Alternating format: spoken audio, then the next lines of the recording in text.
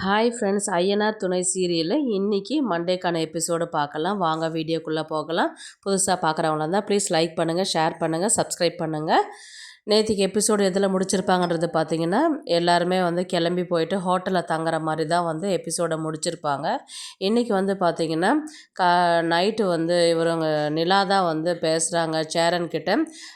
இந்த மாதிரி ப்ரூஃப் ஏதாவது இருக்குமா, வீடு காலி பண்ணி சொல்கிறாங்கன்னு சொல்லிட்டு சொன்னீங்க இல்லையா, சின்ன வயசுலேருந்து அங்கே தானே இருந்தீங்கன்னு சொல்லிட்டு சொன்னீங்க இல்லையா, அதுக்கான ப்ரூஃப் உங்கள்கிட்ட கண்டிப்பாக இருக்கும். யாருக்காவது தெரியுமா, அட்லீஸ்ட்டு உங்கள் பெரியப்பாவுக்கு உங்கள் அத்தைக்கு யாருக்காவது தெரியுமா அப்படின்ற மாதிரி வந்து நிலா கேட்குறாங்க.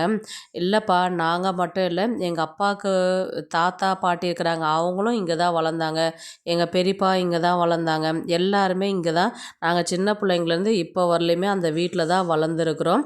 எங்கள் பெரியப்பாவும் எங்கள் அத்தையும் வந்து அவங்களுக்கான சொத்து வந்து தனியாக அவங்க பிரிச்சுக்கிட்டு போயிட்டாங்க. இது எங்களுக்கான வீடுன்னு சொன்னதுனால நாங்கள் இதை இங்கேயே இருந்துட்டோம். ஆனால் உயில் எழுதி வச்சாங்கன்றது வந்து அப்பா சொல்கிறாங்களே தவிர்த்து அது யார்கிட்ட இருக்குதுன்றதெல்லாம் எனக்கு தெரியாது. ஏன்னா அப்போ நாங்கள் சின்ன பசங்கன்றதுனால எனக்கு அந்த அளவுக்கு வந்து தெரியாது. அவர் சொல்கிறத வச்சு தான் எனக்கு தெரியும் அப்படின்ற மாதிரி வந்து சேரன் வந்து சொல்கிறாரு. உடனே சோழன் தான் வந்து கேட்குறாரு, எத்தனை நாளைக்கு தான் இங்கேயே இருக்கிறது? இப்போ என்னை நம்பி வர நிலா வர இருக்கிறாங்க, இப்போ எத்தனை நாளைக்கு ஹோட்டல்லே இருக்கிறது? பார்க்குறவங்க என்ன நினைப்பாங்க, இல்லை அவங்க தான் என்ன நினைப்பாங்க?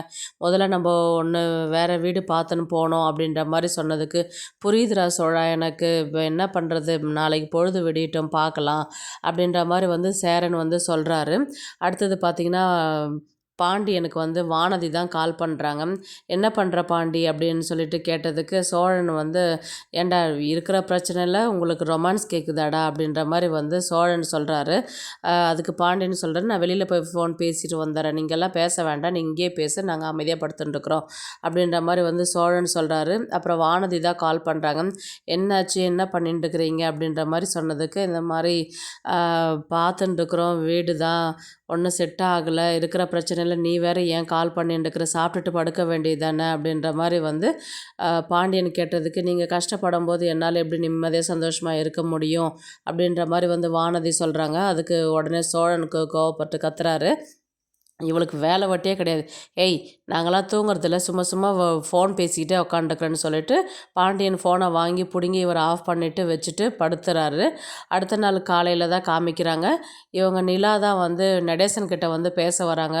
அங்கிள், நான் உங்ககிட்ட கொஷின் கேட்குறேன், அதுக்கெல்லாம் நீங்கள் கொஞ்சம் ஆன்சர் பண்ணுறீங்களா அப்படின்ற மாதிரி வந்து கேட்டதுக்கு, சொல்லுமா நான் சொல்கிறேன் அப்படின்னு சொல்லி சொன்னதுக்கு, இப்போது நீங்கள் உங்கள் அப்பா உங்கள் அம்மாலாம் எங்கே இருந்தாங்க, சின்ன வயசில் உங்கள் கூட இருந்தாங்களா அப்படின்னு சொல்லி கேட்டதுக்கு, எங்கள் கூட தான் இருந்தாங்க, அந்த இடத்துல தான் நானும் வளர்ந்தேன், அந்த இடத்துல தான் நாங்களும் இந்த பசங்க இருக்கிறானுங்களா அவனுங்களும் வளர்ந்தானுங்க அப்படின்ற மாதிரி சொன்னதுக்கு, இப்போது அந்த வீடு வந்து இப்போது உங்கள் அண்ணனுக்கு உங்கள் தங்கச்சிக்குன்றது கொடுத்தாங்க இல்லையா, இந்த வீடு வந்து யாருக்கு கொடுத்தாங்கன்னு கேட்டதுக்கு, எனக்கு தான் கொடுத்தாங்க, எங்கள் அப்பா தான் சொன்னாங்க, உயில் எழுதி வச்சுருக்குறாங்கன்றது சொல்லியிருக்கிறாங்க அப்படின்னா, உயில் எழுதி வச்சுருக்குறாங்கன்னா அந்த உயில் எங்கே இருக்குது, ஒருவேளை உங்கள் கூட பிறந்தவங்ககிட்ட இருக்குதா இல்லை உங்ககிட்ட இருக்குதான்னு கேட்டதுக்கு, எனக்கு தெரியாது அப்படின்னு. சரி, உங்களுக்கு தெரியாதுன்னா வேறு யார்கிட்டையாவது கொடுத்து வச்சுருக்கிறீங்களான்னு கேட்டதுக்கு, வேறு யார்கிட்டையும் நாங்கள் கொடுத்து வைக்கல, எதை கேட்டாலுமே இப்படியே ஒரு ஆன்சர் பண்ணால் எப்படிங்க அங்கிள், நிஜமாக சொல்கிறேன், உங்களுக்கு பொறுப்பே இல்லையா அப்படின்ற மாதிரி வந்து நிலா வந்து நடேசனை பார்த்து கேட்குறாங்க.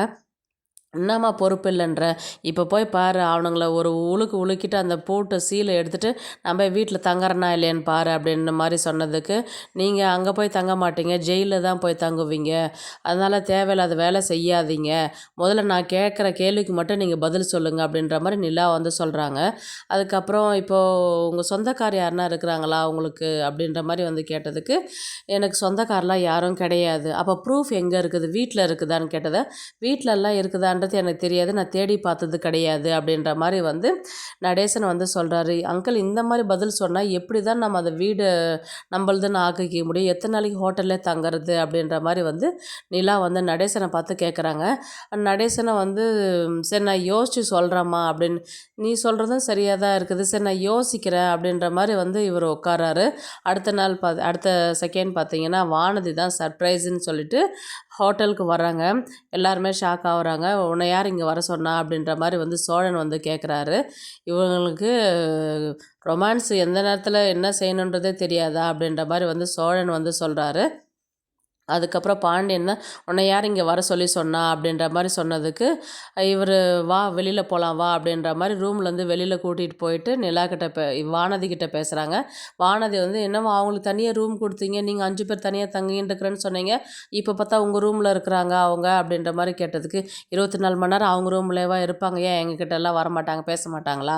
அப்படின்ற மாதிரி வந்து பாண்டியன் சொன்னதுக்கு, "அதுக்கு இல்லை, நீங்கள் நைட்டெல்லாம் நான் தூங்கவே இல்லை, சாப்பிடவே இல்லை, உங்களை பற்றியே யோசிச்சுட்டு உட்காண்ட்ருந்தேன்" அப்படின்னு சொன்னதுக்கு, "நீ யார் வானதி எங்களை பற்றி யோசிச்சுட்டு இருக்கிறேன்னு?" அதுக்கு அவங்க சொன்னாங்க, "நான் கல்யாணம் பண்ணிக்க போகிற வீடு இல்லையா, அப்போ எனக்கு உங்கள் மேலே அக்கறை இல்லையா?" அப்படின்ற மாதிரி வந்து வானதி கேட்பாங்க. "அக்கறை படலாம், நீ சாப்பிட்டுட்டியா, காலேஜுக்கு போ, இருக்கிற வேலையை பாரு, எங்களை பற்றி யோசிக்காத, அந்த பிரச்சனை எப்படி சரி பண்ணுறதுன்னுன்றது நாங்களும் தான் பார்த்துட்டுருக்குறோம், அதுக்கான வேலையை தான் செஞ்சுட்டுருக்குறோம்" அப்படின்ற மாதிரி வந்து பாண்டியன் வந்து வானதிக்கிட்ட சொல்லி, "நீ முதல்ல கிளம்பு, அதுக்கப்புறம் பார்க்கலாம், நீ கிளம்புன்னு தான் சொல்லுவேன், ஆனால் ஃபோனெல்லாம் பண்ணவே மாட்டே நீ" அப்படின்ற மாதிரி அவங்க கேட்பாங்க.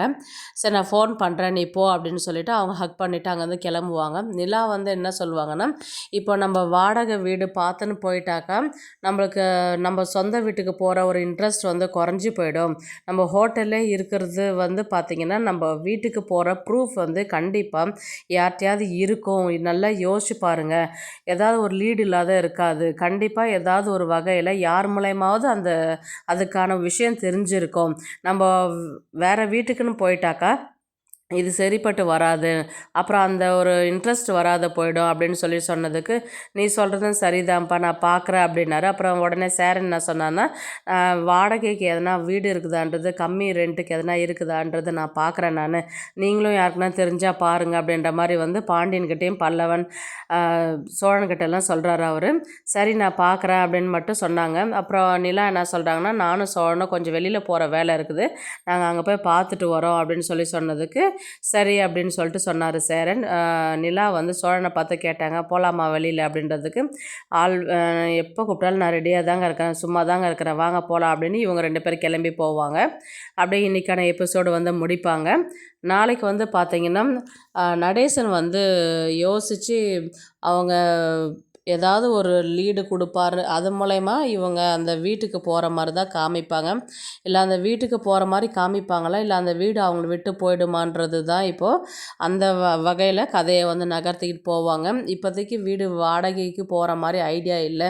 ஏன்னா கம்பல்சரி இப்போது ஏதாவது ஒரு லீடு கிடச்சி அது எங்களுது தான் அப்படின்றது கோர்ட்டில் வந்து ப்ரூவ் பண்ணி அவங்க வீட்டுக்கே போகிற மாதிரி தான் வந்து கதையை கொண்டு போவாங்கன்னு நினைக்கிறேன். ஏன்னா ஒருவேளை அவங்க நடேசனுடைய அண்ணங்கிட்டேயும் தங்கச்சிக்கிட்டேயுமே அதுக்கான ஒரு ப்ரூஃப் வந்து இருக்குதான்றது தெரியல. இல்லை அது தெரியாத அவங்க இருக்கிறாங்களான்றதும் தெரியல. இல்லை நடேசன் வீட்டிலே வந்து அதுக்கான ப்ரூஃப் இருக்கா அப்படின்றதும் தெரியல. ஸ்டார்டிங்கில் சேரனுடைய மாமா பொண்ணுன்னு சொல்லிட்டு இருப்பாங்க இல்லைங்களா, அவங்க மூலயமா ஏதாவது லீடு கிடைக்குதா அப்படின்ற மாதிரி தான் இருக்கும். இப்போது நிலா வந்து சோழனை வெளியில் கூட்டின்னு போகிறதுக்கு வந்து பார்த்திங்கன்னா, ஏதாவது வக்கீல்கிட்ட வந்து ஏதாவது எப்படி பண்ணலாம், என்ன செய்யலாம் அப்படின்ற மாதிரி வந்து அவங்க விசாரிக்கிறதுக்கு கிளம்பியிருப்பாங்க அப்படின்ற மாதிரி தான் எனக்கு தோணுது. ஏன்னா அவங்க மூலயமா வேறு யார்கிட்டையாவது அவங்க ரிலேஷன்கிட்ட விசாரிக்கிற மாதிரி, இவங்க சோழனுக்கு தெரிஞ்ச ரிலேஷன்ஸ் யார்கிட்டையாவது போயிட்டு விசாரிக்கிற மாதிரி இருக்கும். அதுக்கப்புறம் ஒரு வக்கீலை பார்த்துட்டு இதுக்கு என்ன அடுத்த ஸ்டெப் எடுத்து வைக்கலாம் அப்படின்ற மாதிரி வந்து நிலா வந்து கேட்குற மாதிரி தான் கொண்டு போவாங்க கதையை. பார்க்கலாம் மண்டே எந்த எந்த ஸ்டேஜில் எடுத்துகிட்டு போகிறாங்க கதை அப்படின்றத பார்க்கலாம். நிறைய அப்டேட்ஸ்க்கு வந்து நம்மளுடைய சேனலை வந்து சப்ஸ்கிரைப் பண்ணிக்கோங்க. ப்ளீஸ் லைக் பண்ணுங்கள், ஷேர் பண்ணுங்கள், சப்ஸ்கிரைப் பண்ணுங்கள். தேங்க்ஸ் ஃபார் வாட்சிங்.